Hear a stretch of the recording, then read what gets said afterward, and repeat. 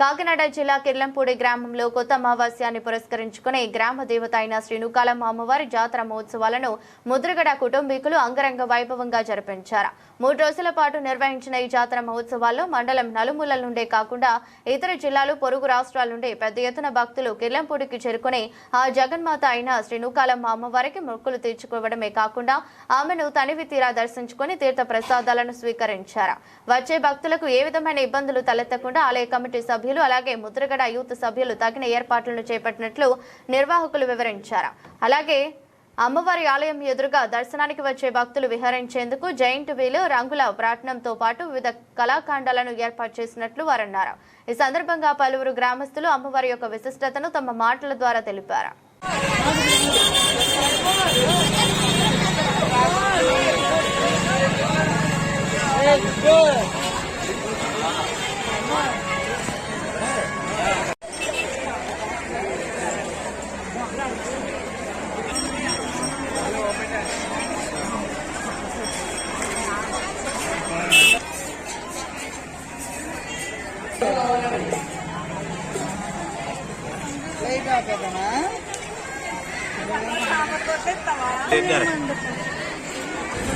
Hello, Padmanabham గారి ఆశీస్సులతో 10 సంవత్సరాల నుంచి మాకు అమ్మని అప్పచెప్పారు.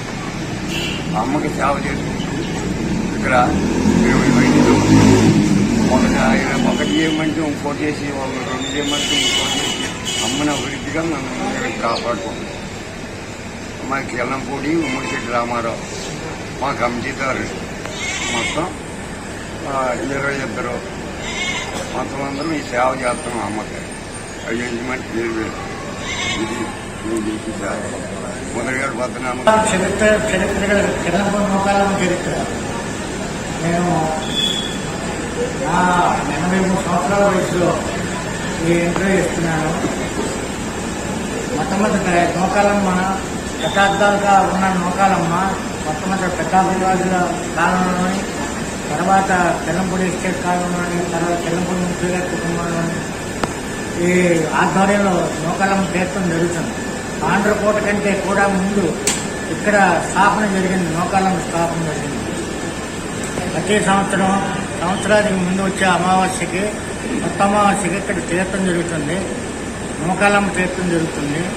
ఈ నూకాలమ్మ తీర్థం దశాలుగా అలా ఒక సంవత్సరం అభివృద్ధి చెందుతూ వివిధ వీల్స్ అంటే వివిధ గేమ్స్, వీల్స్ అన్నీ తీసుకురావడం, ఉయ్యాల జంపాల ఇవన్నీ కూడా శతాబ్దాలుగా జరుగుతున్నాయి. ఇప్పుడు కూడా జరుగుతున్నాయి. కిర్లంపూడి ముఖ్యగారి కుటుంబం ఆధ్వర్యంలో జరుగుతుంది, ముద్రగడ కుటుంబం ఆధ్వర్యంలో. ఈ ముద్రగడ ఆడపడుచు కదా ఈ నూకాలమ్మ అనేది.